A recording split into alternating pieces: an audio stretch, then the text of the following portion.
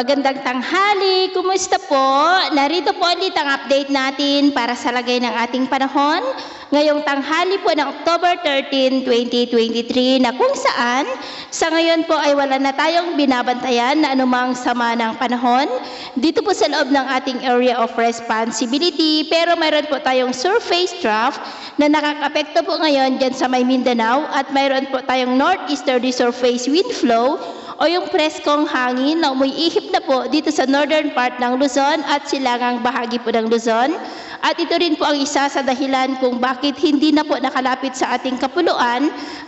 ang napakalakas po na si Super Typhoon Bolaven na kung saan sa ngayon ay tuluyan na po na lumiko, lumihis at nakalayo po na po dito sa ating area of responsibility. At sa atin pong wind animation, posibleng bago matapos ang buwan na ito ay may banta ulit ng bagyo na lalapit dito sa ating kapuluan. At ang development po nito ang ating babantayan at ating long range forecast ay wala naman pong bagyo na nakikita na tatawid dito sa ating bansa hanggang sa susunod na 2 linggo, pero mayroon nga pong namamataan na posibleng lalapit dito sa ating kapuluan at ang development nito ang ating babantayan kung matutuloy po iyan o hindi. At sa lagay ng ating panahon ngayong tanghali ay generally fair weather po sa malaking bahagi ng ating bansa, maliban lamang sa mga tsansa ng maulap na kalangitan na may mga pulupulong pag-ulan sa ilang bahagi ng Cordillera, Cagayan, Isabela, Aurora, Santa Cruz, Zambales, Calabarzon, ilang bahagi ng Bicol,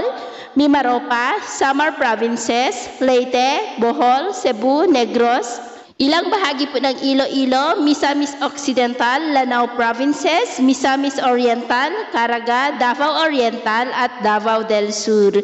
At sa susunod pa ng mga oras ay mas maraming lugar na sa ating bansa ang makakaranas ng maulap na kalangitan na may mga pulupulong pag-ulan, kaya mag-ingat po tayo sa banta pa rin ng mga pagbaha at pagguho ng lupa. Sa atin naman pong mga baybayin, dahil po sa amihan ay maalon na po sa mga baybayin ng Ilocos Norte, Batanes, Babuyan Islands, Santa Ana, Cagayan at silangang baybayin po ng Luzon na posibleng ang mga alon ay aabot hanggang sa 2 to 2.5 meters height. Kawasan muna natin ang papalaot, lalo na po dyan sa mga may kulay pula, para po mas makaiwas sa mga sakunang pangkaragatan. So, yun po ang latest update natin sa araw na ito. At ako po muli si James na nagsasabing, sa kahit anong pagsubok po na darating sa ating buhay, wag na wag po tayong mawawalan ng pag-asa. Thank you and God bless!